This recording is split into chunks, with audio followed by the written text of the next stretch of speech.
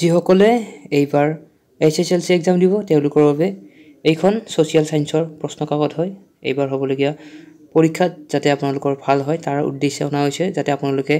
practice কৰি যাব পাৰে ঘৰতে পৰীক্ষাত বহাৰ আগতে যাতে নিজকে একবাৰ প্ৰেক্টিছ কৰি চাব পাৰে তাৰ বাবে এইখন প্ৰশ্ন কাকত হয় সো এইখন আপোনালোকে ভালকৈ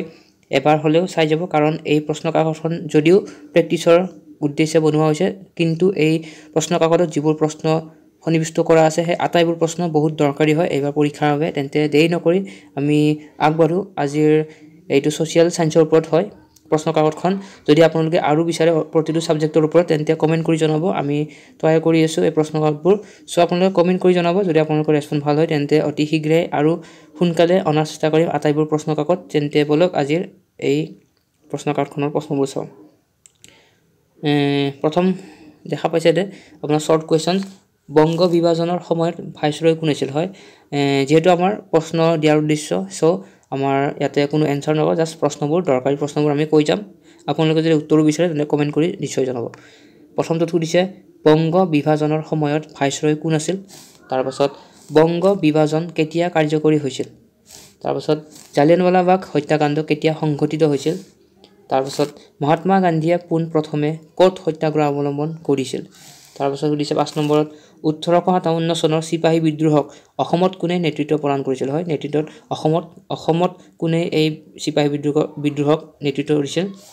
তাৰ পাছত সুধিছে ৰঙিয়া কৃষক বিদ্ৰোহ কেতিয়া সংঘটিত হৈছিল হয় ৰঙিয়া কৃষক বিদ্ৰোহ কেতিয়া সংঘটিত হৈছিল তাৰ পাছত সুধিছে যোৰহাট সাৰ্বজনিক সভা কেতিয়া আৰু কাৰ নেতৃত্বত গঠন কৰা হৈছিল যোৰহাট সাৰ্বজনিক সভা তাৰ পাছত কৈছে অসম এছ'চিয়েশ্যনৰ গঠন কেতিয়া আৰু কাৰ নেতৃত্বত হৈছিল তাৰ পাছত সুধিছে মনিৰাম দেৱানৰ বিচাৰ কোনে দিছিল হয় মনিৰাম দেৱানৰ বিচাৰ কোনে কৰিছিল যাৰজনৰ নাম তাৰ পাছত 10 নম্বৰ সুধিছে ফুলগুৰিৰ ধাৱা কেতিয়া সংঘটিত হৈছিল হয় ফুলগুৰিৰ ধাৱা কেতিয়া সংঘটিত হৈছিল এইটা শৰ্ট কোৱেশ্চন আছিল তাৰ পাছত আমি লং কোৱেশ্চন চাম আৰু এই যিবোৰ লং কোৱেশ্চন মই দি আছো বৰ্তমান এই লং কোৱেশ্চন বহুত দৰকাৰী হয় পৰীক্ষাৰ বাবে সো লং কোৱেশ্চনবোৰ ভালকৈ মন দি চাব প্ৰথমটোত কৈছে ৰাষ্ট্ৰীয় শিক্ষা বিভাগত স্বদেশী আন্দোলনৰ অৱদান হয় স্বদেশী আন্দোলনৰ অৱদান আমাৰ ৰাষ্ট্ৰীয় শিক্ষা বিভাগত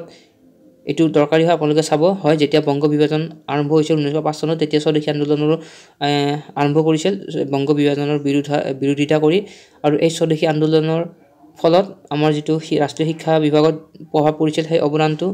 ইয়াত উল্লেখ কৰিব দিছে আপোনালোকে লিখিব এটো দৰকাৰী হয় তাৰপিছত সুধিছে 1858 চনৰ সিপাহী বিদ্ৰোহৰ কাৰণ আৰু ফলাফল তাৰপিছত সুধিছে অসহযোগ আন্দোলনত অসমৰ ভূমিকা অসমৰ ভূমিকা অসহযোগ আন্দোলন এটো চাই যাও ভালকৈ তাৰপিছত সুধিছে সম্পদ ভূগোলক কিয় অৰ্থনৈতিক ভূগোলৰ এটি গুৰুত্বপূৰ্ণ শাখা বুলি কোৱা হয় তাৰপিছত দৰকাৰী 5 নম্বৰটো দৰকাৰী হয় সম্পদ পৰিৱৰ্তনশীল ব্যাখ্যা কৰা হয় ব্যাখ্যা কৰিব দিছে সম্পদ পৰিৱৰ্তনশীল তাৰপিছত 6 নম্বৰত কৈছে বিনিময় প্ৰথাৰ চাৰিটা অসুবিধা হয় বিনিময় প্ৰথাৰ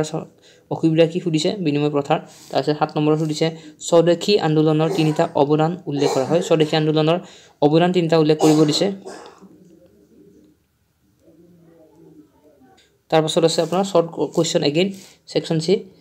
ইংৰাজী ফেডাৰেশন শব্দটো কোনটো লেটিন শব্দৰ পৰা আহিছে হয় কোনটো লেটিন শব্দৰ পৰা ইংৰাজী ফেডাৰেশন শব্দটো আহিছে এটো চাব এক নম্বৰে দৰকাৰী হয় তাৰ পাছত সুধিছে যুক্তৰাষ্ট্ৰৰ গৃহভূমি বুলি কাক কোৱা হয় যুক্তৰাষ্ট্ৰৰ গৃহভূমি বুলি কাক কোৱা হয় সো এটা আছিল সোশ্যাল সায়েন্সৰ দৰকাৰী